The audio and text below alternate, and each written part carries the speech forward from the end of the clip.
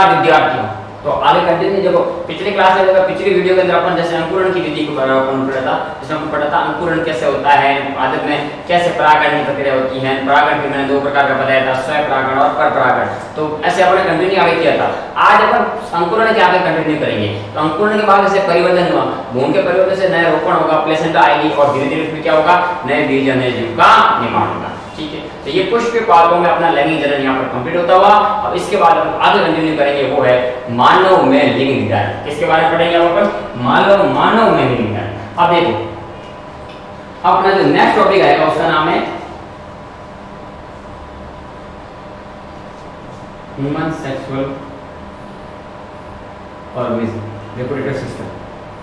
ठीक है, चलो हिंदी में लिख देता हूं, मानव में लिंग निर्धारण। मानव में लिंग निर्धारण। अब देखो, मानव में लिंग निर्धारण की सबसे मोटे मोटे तौर पर बात करें तो मानव में लिंग निर्धारण कैसे होता है? अब देखो, मानव में लिंग निर्धारण का सबसे महत्वपूर्ण बात करें तो मानव में होती है कोशिका। क्या होती है? कोशिका। क्या होती है? कोशिका। एक कोशिकाओं में से एक कोशिका होती है जिस कोशिका का नाम क्या है? जनन कोशिका। कौन सी कोशिकाएं होती है? जनन कोशिकाएं। ये जनन कोशिकाएं मिलकर क्या बनाएगी? उत्तक का निर्माण करेगी। और ये उत्तक मिलकर किसका निर्माण करेंगे? अंग का निर्माण करेंगे। और ये अंग मिलकर किसका निर्माण करेंगे? अंग तंत्र का बनाएंगे। और अंग तंत्र से मिलकर क्या बनेगा? हमारा शरीर बनेगा। ठीक है, तो सबसे पहले कौन कौन आती है? कोशिका।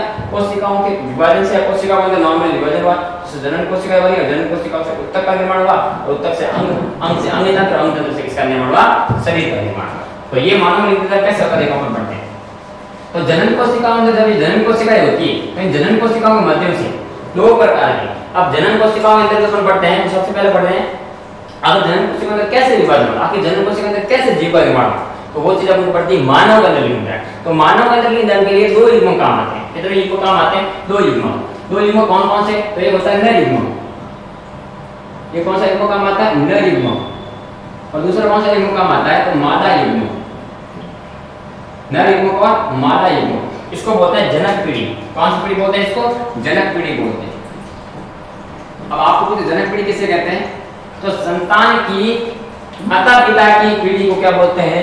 संतान के माता पिता की जो पीढ़ी होती है उसको बोलते हैं जनक पीढ़ी। क्या बोला मैंने? यानी संतान के जो माता पिता की पीढ़ी होती है उसे भी अपन क्या बोलते हैं? उसे भी अपन बोलते हैं जनक पीढ़ी। अब देखो, ये होता है नर युग्म और एक मादा युग्म, इसको बोलते हैं जनक पीढ़ी। क्या बोलते हैं? जनक पीढ़ी। इन जनक पीढ़ी के अंदर, ठीक है ना, इनके मध्य क्या करवाया? क्रॉस। और क्रॉस किस हिसाब से करवाया? तो गुणसूत्रों की वजह से। किसमें वजह से कराया? गुणसूत्र। और बताओ मानव के अंदर टोटल कितने गुणसूत्र होते हैं? तो मानव के अंदर टोटल 46 गुणसूत्र होते हैं। कितने गुणसूत्र होते हैं? 46 गुणसूत्र। अब देखो, मानव में कुल गुणसूत्र कितने होते हैं? 46 गुणसूत्र। अब हम देखो, यहां मैं आपको बता रहा हूं, मानव में टोटल गुणसूत्र कितने हैं? मानव में टोटल गुणसूत्र कितने होते हैं? तो 46 गुणसूत्र होते हैं। कितने गुणसूत्र होते हैं? 46। आपको पूछे मानव में गुणसूत्र कितने हैं? तो 46। जब ये 46 गुणसूत्र मिलेंगे तो 46 गुणसूत्र की वापस आपको पूछे 46 गुणसूत्र यानी कितने जोड़ी होते हैं? तो 23 जोड़ी। जोड़ी पूछे तो कितने हो गए? 23 जोड़ी। 46 गुणसूत्र 23 जोड़ी। अब गुणसूत्र कितने प्रकार के होते हैं? ये गुणसूत्र वापस दो प्रकार के होते हैं। कितने प्रकार के होते हैं? दो प्रकार का। एक का नाम है अलिंगीय गुणसूत्र। कौन से? अलिंगीय गुणसूत्र।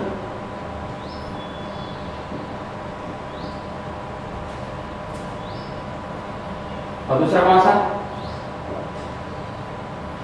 लिंगीय गुणसूत्र।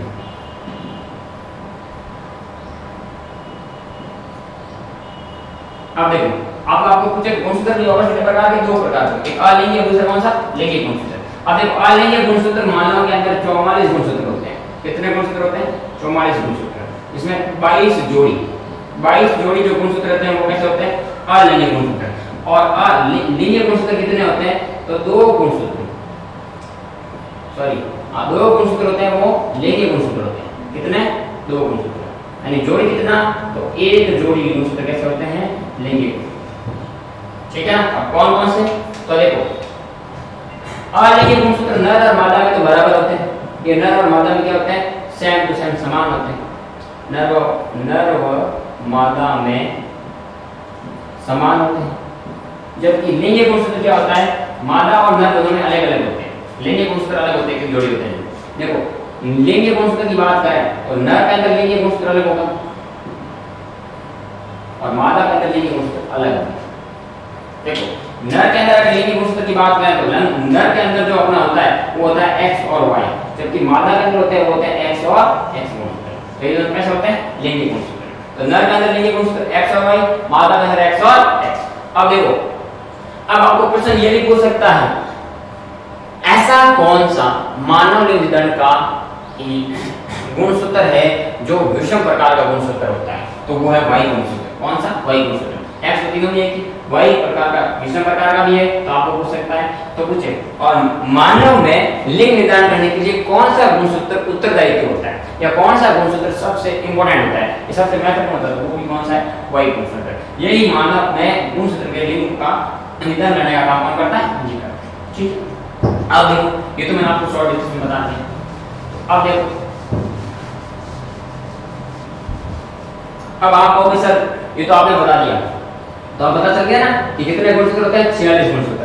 अब नर युग्मक और मादा युग्मक के मध्य क्या करवाना है? क्रॉस। क्रॉस का मतलब होता है संकरण। क्या करवाना है इनके मध्य? संकरण। जब इनके मध्य क्रॉस करवाया तो इसके पास कितने थे? 44 प्लस XX, ठीक है। और इसके बाद मैंने सॉरी इसके पास कितना हुआ? 44 प्लस XY, और इसके पास कितने आ गए? 44 प्लस X और X। ये इसके पास युग्मक, ठीक है ना। अब इन युग्मकों के मध्य यानी इन गुणसूत्रों के मध्य क्या किया अपन ने? अर्धसूत्री विभाजन। कौन सा विभाजन किया? यहाँ पर करना है अर्धसूत्री विभाजन। कौन सा विभाजन करना है यहाँ पर? अर्धसूत्री विभाजन, मियोसिस। यहाँ करना है अर्धसूत्री विभाजन। और इसमें अर्धसूत्री विभाजन से क्या बोला है?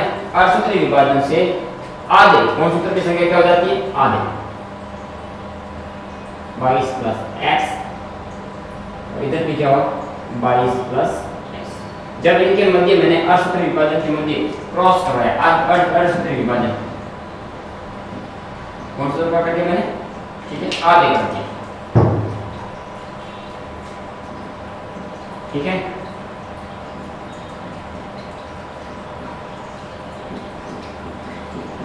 अब इन युग्मकों के मध्य, तो ये बन गए युग्मक। क्या बन गए? ये युग्मक बन गए। और ये युग्मक कैसे होते हैं? अगुणित युग्मक। कैसे अगुणित है? अगुणित युग्मक। जब इस अगुणित युग्मकों को मध्य क्रॉस कराया, जब इनके मध्य वापस क्या कराया मैंने? क्रॉस। जब इनके मध्य क्रॉस कराया तो नई संतति का निर्माण हो। देखो कैसे इनके मध्य मैंने क्रॉस कैसे करवाया। देखो जब मैंने 22 प्लस x के साथ क्रॉस करवाया पहले, तो 22 प्लस x के साथ कराया तो 22 और 22 कितने हो गए? 44, ठीक है। तो ये भी x और ये भी x मिलकर क्या बना दिया? x और x, ठीक है। अब देखो जब मैंने यहाँ से इस 22x को लिया और यहाँ से इस 22 को लिया, तो फिर अपना क्या बन गया? देखो तो यहाँ फिर अपने 44 आ गए और फिर x और x जुड़े। अब देखो ये अपन होंगे 22 प्लस XX, 22 प्लस XY। जब इस गुणसूत्र के अंदर मैंने वापस फिर क्रॉस करवाया, फिर मैंने क्या किया? इस 22 प्लस XY वाले गुणसूत्र में इसके मध्य इसको क्रॉस कराया एंड इसके बीच इसको लिया, तो 44 प्लस क्या हुआ? X और Y, ठीक है। फिर मैंने इस वाले को इस वाले से क्रॉस कराया, फिर 44 प्लस कितना आया? X और Y। तो ये क्या हुआ? मानव में लिंग निर्धारण का काम किया। तो 44 प्लस XX, 44 प्लस XF, फिर 44 plus XY plus 44 plus XY। अब देखो 50% इसमें संभावना किसकी बनी? देखो 50% में इसमें जो पुत्र को संतान की, तो संतति। अब आपको पूछे ये कैसी पीढ़ी है? तो इसको बोलते हैं संतति पीढ़ी। कौन सी पीढ़ी बोलते हैं? संतति पीढ़ी। कौन सी पीढ़ी है ये? संतति पीढ़ी। तो इसमें 50% संभावना किसकी बनी? पुत्री की। किसकी बनी? पुत्री की। और 50% संभावना किसकी बनी है? तो पुत्र की। किसकी संभावना बनी है? पुत्र। यानी जो हमेशा रेशियो रहता है तो 50% पुत्र भी बनता है और 50% क्या बनता है? पुत्र बनता है। तो मानव में लिंग निर्धारण के लिए अपन सबसे पहले पढ़ते हैं नर युग्मक, फिर मादा युग्मक। ये जनक पीढ़ी होता है। जब इन जनक पीढ़ियों के मध्य आपस में मैंने क्या किया? अर्धसूत्री विभाजन। अर्धसूत्री विभाजन से अयुग्मित गुणसूत्र युग्मक बने। अब कौन कौन से? 22 प्लस x, 22 प्लस y, ठीक है, 22 प्लस x और 22 प्लस x। तो इनकी वजह से क्रॉस कराया तो संतति पीढ़ी में हमें चार प्रकार के अलग अलग प्रकार के रेशियो मिले, जिसमें अपन को 50% हमेशा अपन को 50% क्या मिले, पुत्री, और 50% की रेशियो किसका पड़ा, पुत्र का। यानी कहने का मतलब अगर एक स्त्री और पुरुष जब संभोग की प्रक्रिया करेंगे, क्या करेंगे, संभोग की प्रक्रिया, तो उसमें ये संभावना रहेगी कि अगर 50% उसमें संभावना रहेगी कि वो बच्चा लड़का होगा, या 50% संभावना क्या रहेगी कि वो बच्चा लड़की होगी। तो यही होता है मानव में लिंग निदान का रेशियो। ऐसे ये तो मानव में लिंग निदान का रेशियो बहुत इजी है और अच्छा टॉपिक है। अब आपको कुछ मैंने बता दिया आपको कितने गुणसूत्र होते हैं, तो 46 गुणसूत्र, कितने जोड़ी, 23 जोड़ी, और फिर गुणसूत्र कितने प्रकार के, 2 प्रकार के, लिंगीय और अलिंगीय। अलिंगीय गुणसूत्र 22 जोड़ी होते हैं और 44 गुणसूत्र होते हैं। लिंगीय गुणसूत्र कितने प्रकार के, तो 1 जोड़ी और 2 गुणसूत्र होते हैं। कौन कौन से, एक्स और वाई, 2 गुणसूत्र और 1 जोड़ी, एक जोड़ी से दोनों में होता है, ठीक है। इधर कौन से होते हैं, 44 गुणसूत्र और 22 जोड़ी, तो दोनों वो तो समान होते हैं नर और मादा में, और इधर कौन कौन से अलग होते हैं, नर के अंदर एक्स वाई होता है और मादा के अंदर कौन सा होता है, एक्स एक्स वाई। तो ये जो हमेशा रेशियो होता है तो वो 50-50 होता है, यानी 1:1, ये हमेशा 50-50 रहेगा, 50-50 रहेगा, हमेशा क्या रहेगा, 1:1, यानी अनुपात में हमेशा समान रहेगा, यानी रेशियो हमेशा बराबर रहेगा। 50% पुत्री होगी तो 50% पुत्र होने की संभावना होती है। अब अपन क्या होते हैं, अब देखो, अब अपन लड़की जन्म हुआ लड़का, दोस्त अपन किसको देते हैं, महिला को देते हैं। लेकिन मैं आपको बता दूं कि लिंग निदान के अंदर, मानव के लिंग निदान के अंदर जो 100% जो गलती होती है वो पुरुष की होती है। क्यों, क्योंकि पुरुष का गुणसूत्र ही एक अलग होता है, एक्स और वाई।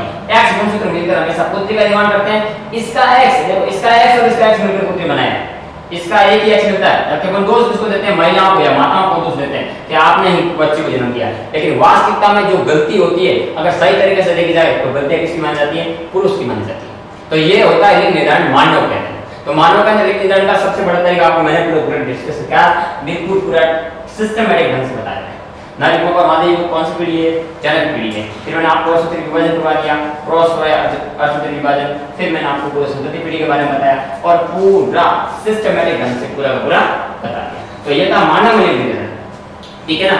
इसलिए आज के जमाने में ये बोलते हैं कि महिला की गलती होती है, लेकिन नहीं, पूरा 100% गलती किसकी होती है, पुरुष की, जिसमें एक एक्स और एक वाई, इसी का ही एक्स मिलकर इसके एक्स के साथ तब पुत्री बनती है। सीधी पुत्री नहीं बनती है, डायरेक्ट कहना सब पुत्री नहीं, दोनों में संयोग इसका 50-50 होता है। इसका वाई और इसका एक्स मिलकर क्या बनाएगा, पुत्र बनाएगा। तो पुत्री और पुत्र की संभावना कितने प्रतिशत रहती है, 50% संभावना कितनी रहती है, पुत्री या पुत्री की पूरी संभावना रहती है मानव लिंग निदान के अंदर। डायरेक्ट ऐसा नहीं कह सकता है कि नर और मादा एक के संयोग करने से पुत्र बनेगा या पुत्री, नहीं, संभावना बन सकती है कि 50% वो पुत्री हो और 50% वो क्या हो, पुत्र, ठीक है। और उसमें 50% गुण किसके होंगे, जो 50% जो गुणसूत्र होंगे वो माता में होंगे, 50% गुणसूत्र किसके होंगे, पिता होंगे, दोनों का गुणसूत्र मिला के यही होता है मानव में लिंग निदान, ठीक है। और ये मानव में लिंग निदान कौन सी कोशिकाओं में होता है, आपको पूछे कि मानव में लिंग निदान कौन सी कोशिकाओं में होता है, तो मानव में लिंग निदान कौन सी कोशिकाओं में होता है, तो जनन कोशिकाओं में, सेक्सुअल सेल्स में होता है। जनन कोशिकाओं में क्या होता है, मानव में लिंग निदान कौन सी कोशिकाओं में होता है, तो जनन कोशिका। तो ये अपन ने पढ़ा है मानव में लिंग निदान जनन कोशिकाओं, किसमें पढ़ा है, जनन कोशिकाओं। आई बात समझ में, आप देखो नेक्स्ट आगे,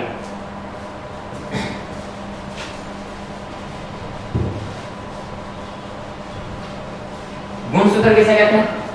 तो मैंने आपको बताया था कि किसी भी जाति या किसी भी जीवों के या पहचान करने के लिए, किसी भी जीवों के नई संतति पैदा करने के लिए गुणसूत्र का उपयोग करते हैं। और गुणसूत्र कहाँ बनते हैं, तो केंद्र में, कहाँ बनते हैं, केंद्र के अंदर गुणसूत्र होते हैं, और गुणसूत्र के अंदर क्या होते हैं, डीएनए, और डीएनए के ऊपर जीन होती है, क्या होती है, जीन, और ये जीन ही क्या करती है, लिंग का निर्धारण, यानी हमारे अनुवांशिक पदार्थ का पता लगाती है, लिंगों का निर्धारण करती है, बताती है तो ये क्या होगा, ये वो होगा, ये वो होगा, ये ऐसा बच्चा होगा, ये ऐसा बच्चा, सब कौन करेगी, जीन काम करती है। तो ये अपने मानव के अंदर लिंग निर्धारण कर लिया, ठीक है। अब अपने को मानव के अंदर लिंग निर्धारण तो पढ़ लिया, अब भाई जनन कोशिका भी कहाँ होगी, वो चीज पढ़नी पड़ेगी। तो उससे पढ़ने से पहले मैं आपको बता दूं, ये तो अपने पढ़ा है, अब अपन पढ़ेंगे जनन या human system, reproductive system, human reproductive system. जैसे मैंने आपको श्वसन तंत्र पढ़ाया, पाचन तंत्र पढ़ाया, ठीक है, फिर मैंने आपको उत्सर्जन तंत्र पढ़ाया, अब अपन पढ़ेंगे मानव जनन तंत्र। कौन सा पढ़ेंगे, मानव जनन तंत्र। क्या वास्तव में भाई जनन होता कहाँ, आप पढ़ते तो हो सकता कि भाई जनन, ये तो मानव में जनन कहाँ पे होता है। तो मानव में जनन के लिए 2 प्रकार होता है, एक होता है नर जनन तंत्र और दूसरा कौन होता है, मादा जनन तंत्र। अब आपको पूछेंगे मानव ह्यूमन रिप्रोडक्टिव सिस्टम, टॉपिक का नाम क्या है, human reproductive human reproductive system, human reproductive system. अब देखो ह्यूमन रिप्रोडक्टिव सिस्टम क्या होता है? मानव जनन तंत्र। क्या बोला मैंने? मानव जनन तंत्र। मानव में जनन तंत्र होता है, तो मानव में जनन तंत्र के लिए देखो, मानव जनन तंत्र के लिए मानव निर्धारण करता है, उसमें 2 प्रकार का जनन तंत्र होता है। मानव में जनन तंत्र 2 प्रकार का होता है। कितने प्रकार का होता है? 2 प्रकार का। ये कौन सा? नर जनन तंत्र। ये कौन सा होता है? नर जनन तंत्र। और दूसरा कौन सा होता है? तो मादा जनन तंत्र। एक नर और दूसरा कौन सा? मादा। अब देखो नर के द्वारा जनन तंत्र अलग बनेंगे और मादा के द्वारा जनन तंत्र अलग बनेंगे। इसलिए हमेशा याद रखना, अगुणित युग्मक होते हैं, युग्मक अयुग्मित होते हैं। अयुग्मित जो युग्मित आगे गुणित नहीं होते हैं नर और मादा युग्मक में, ठीक है। नर के अंदर जो युग्मक होता है वो शुक्राणु होता है और मादा के अंदर जो युग्मक होता है वो अंडाणु होता है। क्या होती है? इसमें जो शुक्राणु होता है इसमें क्या होता है? अंडाणु, ठीक है। जो शुक्राणु होंगे उसमें क्या होगा? अंडाणु होगा, ठीक है। तो अपने नर और शुक्राणु और अंडाणु से तो हमें कोशिका में सिलेबस में नहीं है, होती तो मैं आपको डिटेल में बताता क्या होता है शुक्राणु, क्या होता है एक्रोसोम वगैरह। उसके शुक्राणु 3 भाग होते हैं, शीर्ष भाग, एक्रोसोमियल भाग और सबसे जो मध्य भाग इसको एक्रोसोम्स भाग बोलते हैं और लास्ट भाग इसको बोलते हैं पूंछ, ठीक है। तो वो अपने सिलेबस में नहीं। अपना ये है मानव रिप्रोडक्टिव सिस्टम कितने प्रकार का होता है? तो मानव रिप्रोडक्टिव सिस्टम 2 प्रकार का होता है, नर जनन तंत्र और मादा जनन तंत्र। मानव जनन तंत्र कितने प्रकार का? 2 प्रकार का। अब देखो, अब आपको वैसे 2 प्रकार का होता है, सही बात है। फिर नर जनन तंत्र भी वापस 2 प्रकार का होता है। कितने प्रकार के अंगों से मिलकर बना होता है? तो 2 प्रकार के अंगों से मिलकर बना होता है। नर जनन तंत्र भी वापस 2 प्रकार के अंगों से मिलकर बना होता है। कितने प्रकार के अंगों से मिलकर बना होता है? 2 प्रकार के। जो पहला होता है उसको बोलते हैं प्राथमिक अंग। कौन सा बोलते हैं? प्राथमिक अंग। इसमें भी 2 अंग होते हैं, एक प्राथमिक अंग और दूसरा कौन सा होता है? द्वितीयक अंग, ठीक है। मादा जनन तंत्र भी 2 प्रकार से बना होता है। कितने प्रकार से? 2 प्रकार से बना होता है। इसमें भी 2 जनन अंग होते हैं। फिर इसमें अलग अलग अंग आएंगे और अंग भी 2 प्रकार के होंगे। इसमें प्राथमिक अंग, ये भी एक प्रकार के प्राथमिक अंग से मिलकर बना होता है। अब फिर क्या होता है इसमें? द्वितीयक अंग, ठीक है। अब देखो बीच में एक टॉपिक बच गया है, ठीक है, वो बाद में बताऊंगा। क्यों? वो मैं बताने का उद्देश्य ये था कि टॉपिक था बीच में, वो मैं इसलिए नहीं बताया क्योंकि वो मैं इसमें अंदर बताऊंगा, ठीक है। अब देखो तो ह्यूमन रिप्रोडक्टिव सिस्टम अभी भी टॉपिक बचा जो मैंने बताया नहीं, तो वो इसके अंदर बताऊंगा आप कैसे देखो। तो ह्यूमन रिप्रोडक्टिव सिस्टम, मानव जनन तंत्र 2 प्रकार का, नर जनन तंत्र और मादा जनन तंत्र। नर जनन तंत्र भी 2 अंगों से मिलकर बना होता है, प्राथमिक अंग और द्वितीयक अंग। मादा जनन तंत्र भी 2 प्रकार के अंगों से मिलकर बना होता है, प्राथमिक अंग और द्वितीयक अंग। प्राथमिक अंग के रूप में क्या बोला मैंने? प्राथमिक अंग के रूप में, ठीक है ना, एक ही काम करता है नर के अंदर, वो है वृक्षण। वृक्षण जिसको टेस्टिस बोलते हैं। क्या बोलते हैं इसको? टेस्टिस। ये क्या है? और ये मिश्रित ग्रंथि होती है, ये प्रकार की ग्रंथि है। जाने का क्या होती है? ये ग्रंथि, ये मिश्रित ग्रंथि होती है। कौन सी ग्रंथि होती है? मिश्रित ग्रंथि। मिश्रित ग्रंथि क्या चाहिए? तो ये मिश्रित ग्रंथि इसलिए क्योंकि 2 काम करती है। क्या काम करती है? सबसे पहले तो ये बहिस्रावी के रूप में, ठीक है, बहिस्रावी के रूप में, बहिस्रावी ग्रंथि के रूप में ये क्या काम करती है? तो बहिस्रावी के रूप में ये काम करती है शुक्राणु का निर्माण। किसका निर्माण करती है? शुक्राणु, स्पर्म बनाती है, ठीक है। और अंतःस्रावी के रूप में, किसके रूप में? अंतःस्रावी के रूप में, अंतःस्रावी ग्रंथि के रूप में ये क्या बनाती है? तो अंतःस्रावी ग्रंथि के रूप में ये हार्मोन्स बनाती है। और कौन सा हार्मोन बनाती है? टेस्टोस्टेरोन। टेस्टोस्टेरोन हार्मोन बनाती है, ठीक है। कौन सा हार्मोन बनाती है? टेस्टोस्टेरोन। इसलिए इसको मिश्रित ग्रंथि बोलते हैं। क्या बोलते हैं इसको? मिश्रित ग्रंथि। अब देखो इसके कौन कौन से भाग होते हैं? सेकेंडरी भाग कौन कौन से? तो सेकेंडरी भाग का पहला भाग है जिसका नाम है वृषण कोश। क्या होता है? वृषण कोश। इसका दूसरा भाग है जिसका नाम है अपना शुक्र वाहिनी, या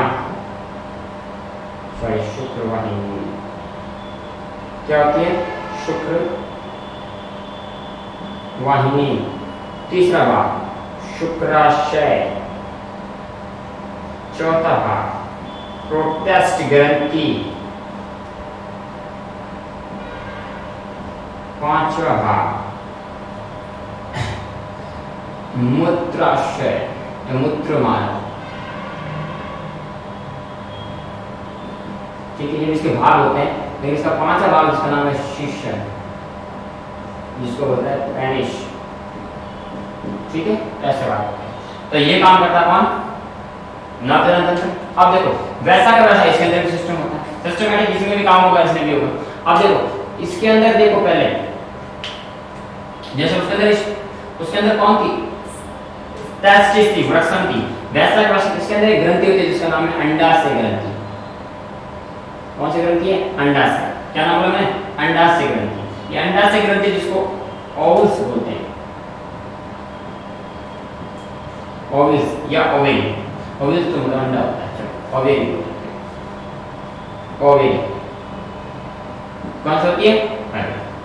देखो ये भी मिश्रित ग्रंथि है। कैसी ग्रंथि होती है? ये भी मिश्रित ग्रंथि। ये भी कैसी है?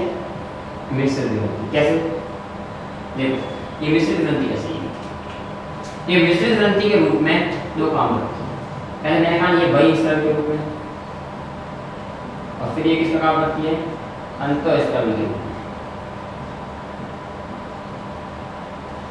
अब देखो बहिःस्रावी के रूप में ये क्या काम करती है? तो बहिःस्रावी के रूप में ये हमेशा क्या बनाती है? तो ये अंडाणु का निर्माण करती है। इसका निर्माण करती है अंडाणु। एक्स बनाती है अंडाणु, एक्स। अंडाणु कौन बनाती है? तो अंडाणु बनाती है, अंडाणु। इसका निर्माण करेगी अंडाणु। तो अंडाणु बनाएगी और अंतःस्रावी के रूप में क्या बोला मैंने? अंतःस्रावी के रूप में ये किसका काम करती है? तो अंतःस्रावी के रूप में दो हार्मोन बनाती है। एक हार्मोन का नाम है प्रोजेस्टेरोन और दूसरा कौन सा है? एस्ट्रोजन। ठीक है, प्रोजेस्टेरोन और एस्ट्रोजन। ठीक है, फिर देखो द्वितीयक अंग के रूप में मैंने आपको बताया था, जैसे जैसे इसमें अपना वृषण कोश वगैरह बनता है वैसे वैसे इसके अंदर द्वितीयक अंग कौन कौन से देखो। इसका पहला जो द्वितीयक अंग होता है,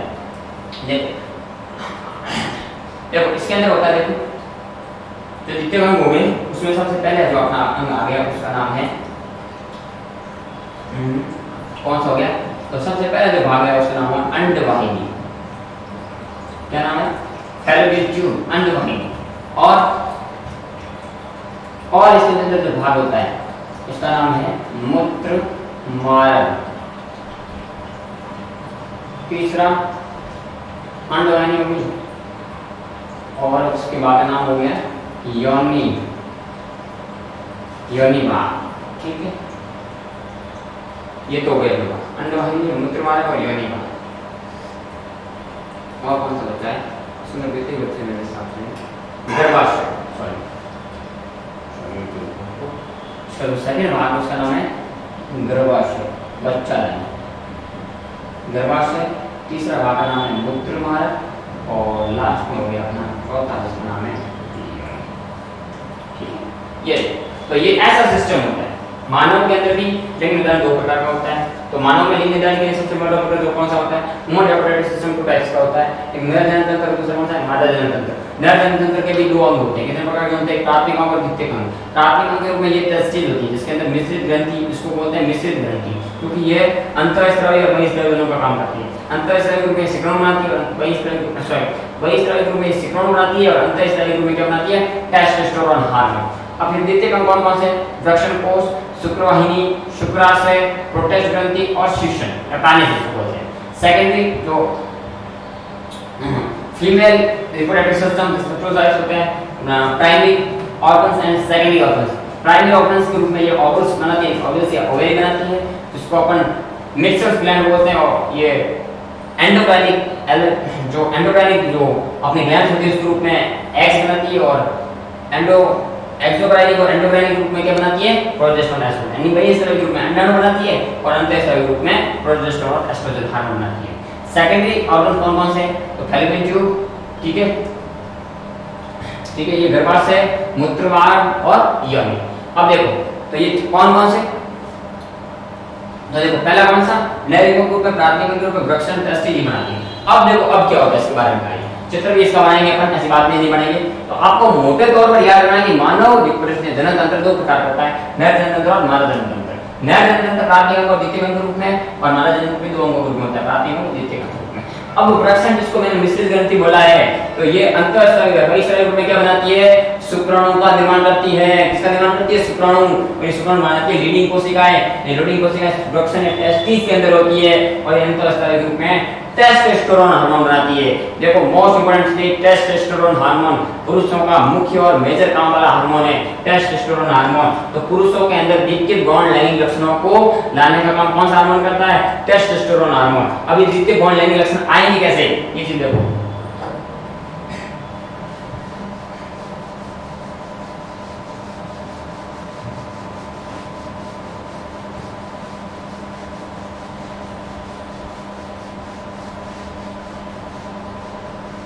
अब देखो द्वितीयक गौण लैंगिक लक्षण आएंगे कैसे। सबसे पहले देखो मैं बताता हूँ, सबसे पहले जो कोशिका होती है जिसका नाम है युग्मनज कोशिका। कौन सी कोशिका बनती है, यानी जब मादा युग्मक संलयन करके निषेचन की प्रक्रिया के दौरान जो बनने वाली जो पृथक कोशिका होती है उसको बोलते हैं युग्मनज की कोशिका। और जब ये युग्मनज की कोशिका 2n और 2n समसूत्र विभाजन द्वारा ये और आगे फैलती रहेगी 2n और 2n के रूप में, तो इसको जो यहाँ से जो फैलने की प्रक्रिया होती है तो 2n 2n इनके आगे भी तक समसूत्र विभाजन हुआ, समसूत्र विभाजन नहीं हुआ, उसको जो प्रोसेस होता है इसको बोलते हैं कोरक या ब्लास्टा। क्या बोलते हैं इसको, कोरक या ब्लास्टा। ठीक है, जब इनके मध्य अर्धसूत्र विभाजन हुआ n और n, फिर ये कोशिका n और n मिलकर बनाएगी, फिर ये कोशिका n और n मिलकर बनाएगी, फिर ये n और n मिलकर बनाएगी। तो ये n और n मिलकर क्या बनाएगी, शुक्राणु का निर्माण या अंडाणु का निर्माण करती जाएगी। ठीक है, तो ये शुक्राणु और अंडाणु का निर्माण होने क्या कहलाता है, तो ये ब्लास्टा यहाँ पे कोरक या ब्लास्ट है ऊतक या मूल जैसी स्थिति होती है। 16 तत्व कोशिकाओं के समूह का बनेगी ऊतक या मूल। ये ब्लास्ट है भूकरोपण होता है। तब ये युग्मनज की कोशिका, जब मैंने क्या बोला, ये युग्मनज की कोशिका जब प्रथम बार ये युग्मनज कोशिका होगी, जब ये प्रथम बार युग्मनज की कोशिका जब विभाजन करेगी तो सबसे पहले जो कोशिका बनेगी तो उससे क्या होगा, और फिर जो युग्मनज कोशिका धीरे धीरे विभाजित होकर किसमें जाएगी, गर्भाशय के अंदर। कहाँ पर चला जाएगी, गर्भाशय के अंदर। और गर्भाशय के अंदर कौन होता है, तो गर्भाशय के अंदर भ्रूण का होता है रोपण। क्या हो जाएगा, भ्रूण का रोपण। क्या हो जाएगा, भ्रूण का रोपण। गर्भाशय के अंदर जैसे ही भ्रूण का रोपण हुआ तो धीरे धीरे अपरा या प्लेसेंटा इसको काम करना शुरू कर देगी और इसके अंदर क्या पाई जाती है, अपरा या प्लेसेंटा। अपरा या प्लेसेंटा ये धीरे धीरे इसको पोषण प्रदान करती रहेगी और पोषण प्रदान करते करते तो धीरे धीरे रोपण होता है और धीरे धीरे फिर क्या होगा, प्रसव। क्या होगा, डिलीवरी। और डिलीवरी से 9 माह तक बच्चे का जन्म होगा और 9 महीने बाद क्या होगा, एक 9 माह बाद एक छोटे बेबी और बच्चे का जन्म। क्या होगा, एक बच्चे का जन्म होगा। ठीक है, और इस बच्चे से क्या बनेगा, छोटा छोटा बालक। क्या बनेगा, बालक। और बालक से फिर बच्चे की उम्र आ जाएगी 12 से 13 साल, तो उस बाल्य अवस्था खत्म हो जाएगी और इस बाल्य अवस्था फिर किस में आ जाएगा, वो किशोर अवस्था में। किस अवस्था में आ जाएगा, किशोर अवस्था में। किशोर अवस्था 13 से लेकर के 19 साल या 20 साल तक चलती है, वैसे 19 साल तक चलती है। फिर 19 से लेकर के 30 साल तक की उम्र, 19 से 30, क्या बोला मैंने, 19 to 30 उम्र होती है वयस्क। ये होती है वयस्क अवस्था। फिर 30 से ऊपर की जो उम्र होती है उसको बोलते हैं वयस्क अवस्था का या युवा अवस्था का एक चीज है। ठीक है, ठीक है। और फिर यहाँ से जो 30 से जो 35 साल की उम्र युवा में, युवा के बाद में 35 से जो 60 से 65 साल होती है उसको बोलते हैं वृद्ध अवस्था। कौन सी अवस्था बोलते हैं, वृद्ध अवस्था। और 65 या 75 कह सकते हैं। और 75 से 100 वर्ष की उम्र को बोलते हैं सन्यासी अवस्था, जिसमें सन्यास धारण कर लेता है इंसान और उसके बाद में इंसान की क्या हो जाती है, मृत्यु। ये होता है आदमी का प्रोसेस चलता है। ठीक है, तो ये तो मैंने आपको प्रोसेस बता दिया। उसके बाद अपन नेक्स्ट क्लास के अंदर इसके बारे में डिस्कशन करेंगे। तो थैंक यू दोस्तों, अपनी नेक्स्ट क्लास के अंदर और बातें होंगी। Thank you.